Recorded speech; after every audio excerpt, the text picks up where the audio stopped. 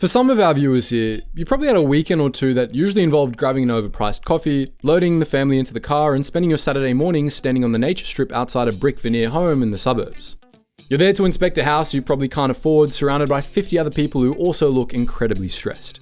You listen to a real estate agent in a sharp blue suit tell you about the incredible natural light in the second bedroom, while you silently calculate just how much debt you're willing to take on for the next 30 years of your life.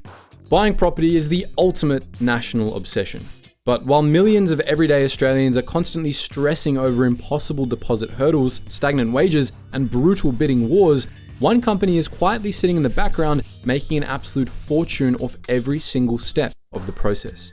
Headlines paint a brutally grim picture of high unemployment rates and paused interest rate cuts. But right in the middle of that exact same news cycle, you'll find REA Group, the corporate powerhouse behind realestate.com.au, posting a 23% jump in profit, bringing their total haul to a staggering $564 million. Thanks for being with us here on Business Now. Well, the online real estate listings business REA Group, a sponsor of this program, today said underlying profit grew 23% in the financial year to around $564 million. While the country deals with a severe housing affordability crisis, this single website operation at times has been valued around $30 billion on the Australian stock market. To put that sheer scale in perspective, that means this tech company is worth significantly more than our national carrier Qantas. They pull in massive profits, raking in hundreds of millions of dollars a year, and they do it even when the property market itself goes through a severe downturn. The more unaffordable and desperate the housing market becomes, the more money REA Group seems to make. So how exactly did a humble online listings site that started in a Melbourne garage become a data-driven juggernaut that shapes the entire national economy? How did they manage to create a flawless system where everyday sellers are handing over thousands of dollars just for a digital advertisement? And what happens when a private News Corp-backed tech company becomes the ultimate unavoidable gatekeeper to housing itself? The true foundation of REA Group was laid decades before they even registered a domain name. Their absolute dominance today is the direct continuation of a much older media empire. Long before the founders set up their computers in a Melbourne garage, publishing executives were already extracting massive profits from the property market through a system they affectionately called the Rivers of Gold. Before the internet arrived, the Australian media market was a literal goldmine for two players known as Fairfax and News Corp. Every single person wanting to sell a car, find a job, or move house was forced to buy a classified ad in the local newspaper. On any given Saturday, copies of the Sydney Morning Herald or The Age would land on driveways with a heavy thud, weighed down by hundreds of pages of tiny, text-heavy real estate listings. By controlling this entire advertising ecosystem, the publishers essentially printed their own currency for decades. Because they held a complete monopoly on public attention, newspapers could charge real estate agents absolute top dollar just to feature a single, grainy, black and white photo of a house. The margins on these classifieds were astronomical and generated enough pure profit to fund massive newsrooms all across the country. Then, the mid-90s rolled around and the internet began to slowly creep into the public consciousness. Early connections were incredibly slow and relied on screeching dial-up modems that completely tied up the family phone line. While the general public at that time viewed the web as a passing novelty for computer enthusiasts, a few sharp minds looked at that slow connection and realized it was going to completely obliterate the newspaper classifieds model. Enter Carl Sabliak, his wife Carmel, his brother Steve, and business partner Martin Howell. In 1995, operating out of a modest garage in Melbourne, they launched a website called realestate.com.au. Their goal was straightforward but incredibly ambitious. They wanted to take the entire property transaction process and put it online, bypassing the expensive newspaper empires entirely. In the mid-90s, pulling off this idea was a massive uphill battle because internet penetration in Australia was still incredibly low. Trying to convince an old-school real estate agent used to shaking hands and buying print ads to actually use a computer was an absolute nightmare. The founders had to pitch the concept of digital listings to local agents who barely knew how to turn on a monitor, trying to convince them that the future of property belonged on the computer. They eventually managed to win some people over by offering a cheap and accessible way to get properties in front of buyers without the spatial restrictions of print media. Instead of paying for a tiny square of text in a newspaper, a website allowed agents to show multiple full-color photos alongside lengthy descriptions and interactive search filters for specific suburbs and prices. The digital platform was simply a vastly superior product. When internet access finally exploded across the country in the early 2000s, realestate.com.au was perfectly positioned to catch the wave with a recognizable domain name, established agent relationships, and rapidly growing traffic. However, making the massive jump from a successful garage startup to a dominant corporate titan requires serious financial muscle and the exact kind of institutional backing that only a global media empire can provide. That specific kind of institutional backing arrived when News Corp finally realized the immense threat and the staggering value of digital real estate. As a sprawling media conglomerate built by Rupert Murdoch, News Corp had historically dominated the Australian print media landscape and controlled the exact newspapers that used to hold the monopoly on property advertising. Seeing the writing on the wall as their lucrative print classifieds began to dry up, the media giant aggressively moved into the digital space by taking a controlling 61% stake in REA Group. This single corporate maneuver fundamentally changed the entire game for everyone involved in Australian real estate. With the immense financial power of News Corp filling their war chest, REA Group launched an aggressive expansion campaign designed to capture absolutely every single dollar associated with the property journey. Management drastically broadened their footprint by launching realcommercial.com.au for the business sector and buying up the sharehouse platform flatmates.com.au to capture the younger renting demographic. But the ambition went much further than simply showing properties. By acquiring Mortgage Choice to control the actual financing of the transaction and buying Campaign Agent to handle vendor-paid advertising loans, the company systematically embedded itself into the financial mechanics of the sale. Once you factor in their acquisition of PropTrack to completely corner the market on property data and insights, you're looking at a tech giant that successfully integrated itself into every single financial decision a buyer or seller makes, from the initial search right down to the final settlement. As this digital empire expanded, realestate.com.au became so incredibly large that it completely wiped out the traditional newspaper classifieds. This total market saturation created a massive wall for anyone else trying to compete in the space. This is what's called the network effect. You can think of it exactly like a massive digital shopping center where consumers naturally want to visit the shopping center that has absolutely everything they might ever need under one roof. If one specific store doesn't have what you're looking for, you can just walk 20 seconds down the hall to find another one that does. That massive level of convenience makes it incredibly appealing for buyers to visit, while simultaneously forcing every single retail owner to pay rent inside that exact same building, because they know that's where all the millions of shoppers are already congregating. The entire system becomes a giant self-fulfilling prophecy. Buyers go there for the houses, and sellers put their houses there for the buyers, and both sides of the transaction become completely locked into this one specific platform. Once that loop is securely closed around the housing market, the company sitting right in the middle gains absolute power over the entire industry. They become an unavoidable gatekeeper with the ultimate leverage to start dictating aggressive financial terms to everyone else. Those aggressive financial terms have birthed a core mechanism that makes REA Group incredibly profitable and deeply controversial. Frustrated sellers and industry analysts have come to refer to this inescapable pricing model as the platform tax. When you decide to sell your home in Australia, your real estate agent will sit you down at your dining table and present you with a comprehensive marketing campaign. They'll slide a glossy brochure across the table outlining the necessary costs for professional photography, a skilled auctioneer, and a prominent signboard for the front yard. Buried deep within those standard marketing costs is the mandatory fee to list your property on realestate.com.au. Recent investigative reporting from Guardian Australia highlights just how staggering these specific fees have become over the last few years. For an inner city listing in prime markets like Sydney or Melbourne, the cost to advertise on the REA platform can easily approach $4,000. That's $4,000 extracted from a seller for a single digital advertisement that will only remain live for a few short weeks. This specific pricing dynamic makes everyday Australians the highest paying citizens in the entire world when it comes to selling their homes online. You might reasonably wonder why any rational person would blindly hand over that much money for a temporary webpage. And the answer lies deeply in the symbiotic relationship between REA Group and the real estate agents working on the ground. Former REA Group chief executive Simon Baker pointed out in a candid interview that the tech giant views real estate agents as their own personal outsourced sales force. REA Group rarely bills the home seller directly. Here's former REA CEO Simon Baker discussing that concept. Customers, the real estate agents, are not the ones paying your advertising bill, right?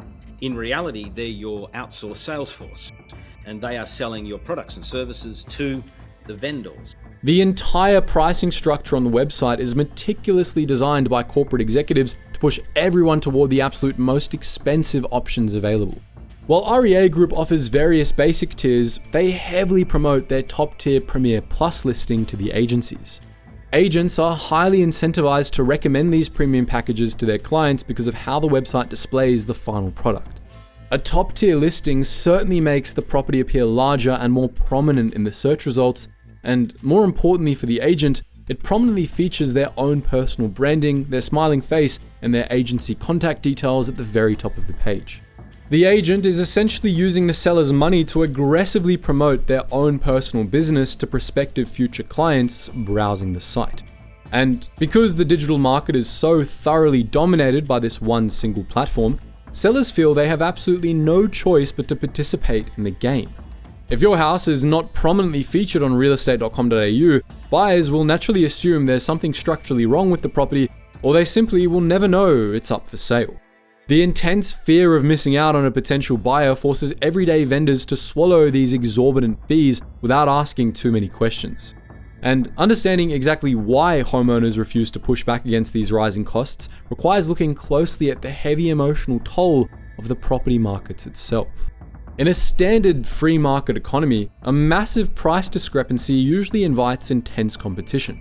If REA Group is charging $4,000 for a digital advertisement, a tech startup should theoretically be able to offer the exact same service for $400 and steal the entire market. Over the years, plenty of tech disruptors have tried to do exactly that. Companies like Buy My Place launched with massive fanfare and promised to cut out the expensive real estate agents entirely by offering flat-fee, budget-friendly listings. They presented a highly logical argument that in the modern age, everyday people don't need to pay thousands of dollars in commissions and premium advertising fees just to upload photos of their house to the internet. Yet, these budget disruptors consistently fail to capture a meaningful share of the broader market and remain a tiny niche alternative. This Reddit comment perfectly sums it up, saying, "Using an unknown tech startup phone app for a $10 to $50 car ride or $300 to $2,000 weekend getaway is one thing. Trusting it with a $300,000 to $2 million property purchase is a whole new level of trust." And tech startups have proven to be untrustworthy. Real estate is almost always the single largest financial transaction a person will ever make in their entire lifetime. It represents the culmination of years of intense saving, stressful weekend renovations, and paying down a grinding mortgage. When the financial stakes reach that immense level, everyday people become incredibly risk-averse. They absolutely do not want to experiment with an unproven budget tech startup when dealing with an asset worth well over $1 million. They crave safety, security, and the perceived guarantee of the premium option. Real estate agents know exactly how to use this to their advantage. While sitting across the table, they skillfully convince the vendor that spending $4,000 on a Premier Plus listing is just a mandatory step to secure a record-breaking sale price, framing the exorbitant fee as a crucial investment which will come back anyways. This psychological trap ensures REA Group's premium products remain the unquestioned default choice for anyone serious about selling their home. And while those massive upfront listing fees generate the headline revenue that keeps investors happy, there's an entirely different and far more secretive engine driving the true value of the company behind the scenes.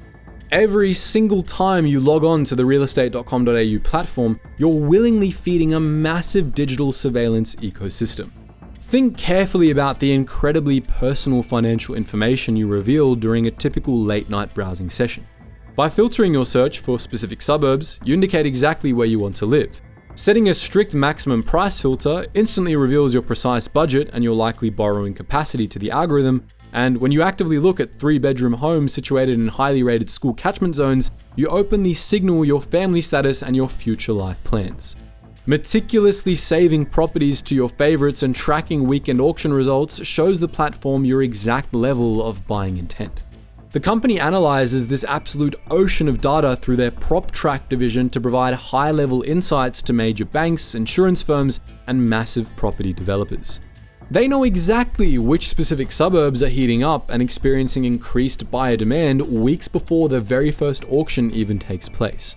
They essentially hold real-time sentiment analysis on the financial health of the entire Australian population. More importantly, this data allows them to predict exactly when a user is likely to apply for a mortgage. This predictive power is precisely why the corporation spent heavily to acquire the mortgage choice business. They engineered a system to seamlessly transition a user from casually borrowing a listing on a Sunday evening to actively applying for a massive home loan through their very own broker network. They successfully capture revenue at multiple friction points along the entire property journey.